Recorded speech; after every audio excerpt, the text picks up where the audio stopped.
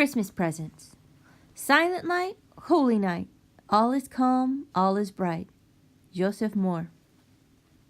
It's Christmas time and our house is in flames. In every room, Noche Buenas. Flowers of Christmas flare their total joy. The whole place is glopped up with deformed reindeer that Luis and I once made, and a nacimiento with only 2 wise men left, a thing that causes Mommy to mourn, and Rosa's paper chains. At this season, I guess we could go up to our eyeballs in owing money to give stuff to each other. Papi says most people at Christmas make those Visa guys grin from one plastic ear to the other, but we don't go that route. Our family follows the Rodriguez policy of Navidad, of one person giving a present to only one other person. Careful as picking fleas off lions, we each pull a name from Mommy's cookie jar. Everyone's in there, even Willa. One person pulls 2 names to cover her.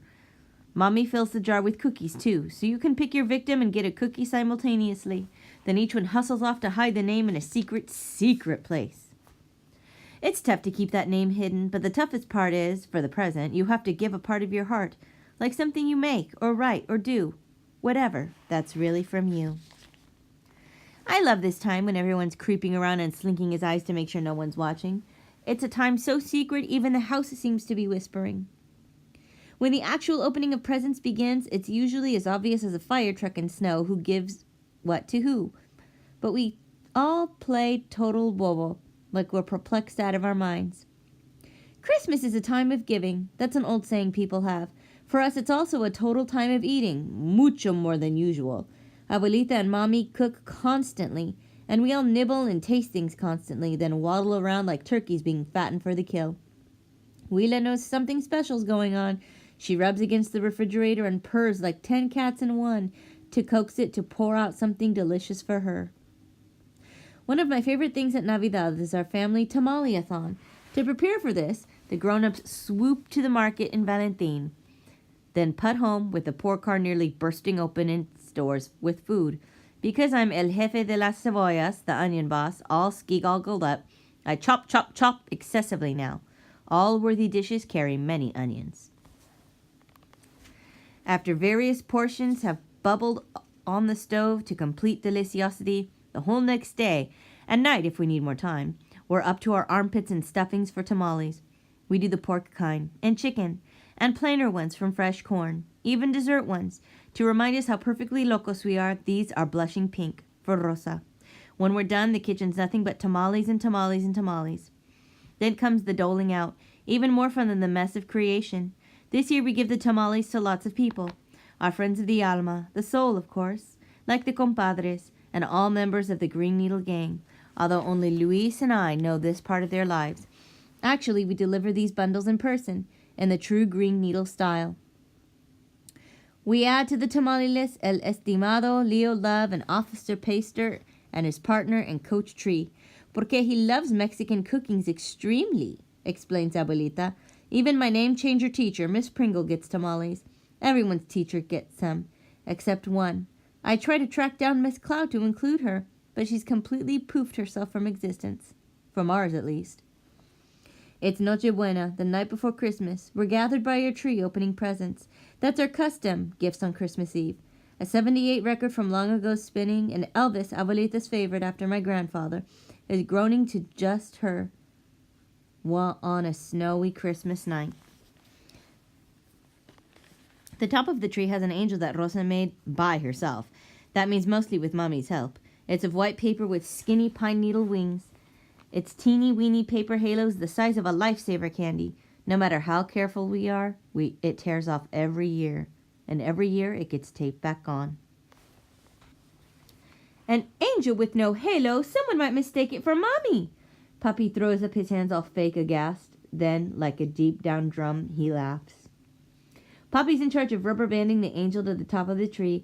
He handles it like a brittle butterfly. It's pretty ugly, but it's our most beloved ornament. The presents wait, shining under the tree. We wait, expectantly, and a shining something happens. Navidad. After each present's revealed, after the eyes and the sighs, comes the cry, "Atole break! Atole break!" Then we stop, clink mugs, and sip a gluggy drink as old as the gods themselves. Already the presents have been magnificent, as Mommy says, to touch the very heart. She herself has received a mago, another wise man, squeezed tenderly from clay and painted in the flamboyant style of certain Mexican artists.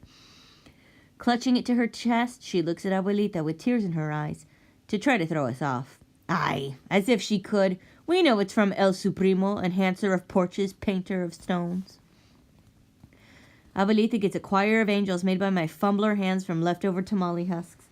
There are 5 people angels, 1 for each of us, and 1 cat angel which looks like a lopsided weasel. To hear her, this present places Abuelita right up there in heaven with happiness. Even though it's not her turn, Willa now rips into a catnip bird, made for my old pajamas. A poem goes with it. Willa, you stay home. I will pat your fur. Don't go away. I love you. Rosa struggled out words. At the same time, Luis unwraps a box, blooming with a highly tropical and hand-stitched shirt. He hugs Mommy a long time, even though, claro, he doesn't know she made it. When Papi opens his present, he studies it immensely, gaping his mouth like a gasping puppy. It's a thin, limp chain of yarn, pink, about 3 miles long, and full of kinks. Ay, que bufanda, Rosa tan hermosa! He whoops and swoops it around his neck, exclaiming about this beautiful pink scarf. Que bonita, que linda, que estupenda, que adorable, maravillosa y totalmente gloriosa. He goes totally alocado and begins plunging around, bellowing an ocean of emotion, like Vicente Fernandez, the ranchera king, bellowing odes to this gift, the wisp of kinked-up scarf flowing behind him like a stretched-out cloud. Willa finds the bufanda pretty gloriosa too. She deserts her bird and darts after it, pouncing and missing, pouncing and missing. By now, the rest of us are twisted in spasms of laughter, except for Rosa, who's singing and dancing too. In an exuberant fit, Luis bounces up from the sofa and announces, "For your pleasure, a new song, La Bufanda Rosa y Gloriosa." He snags his trumpet and blows forth a wild and un navideño sounds. When the crazies collapse, there's a sudden quiet, like angels entering. In the stillness, Papi says, "Te quiero, Rosy Posy." "I love you also, Papi, but..." "Pero qué?" "You're not supposed to know it's from me." "Then I don't know," says Papi. Elvis is crooning Silent Night by the time things come around to me. Because I'm last, and because this night has to last a whole year, I unwrap my present extra carefully. Es un arbolito, a perfect little wooden Christmas tree, worked out in complete detail, from a string of lights and tiny ornaments and a star on top, down to a kid grinning on a bike. The thing that makes me go totally teary, on the tree itself, someone's lovingly painted like green eyelashes, positively every single green pine needle. The giver could be one person only. "Hang it up," Luis says. I hear something rough but soft in his voice.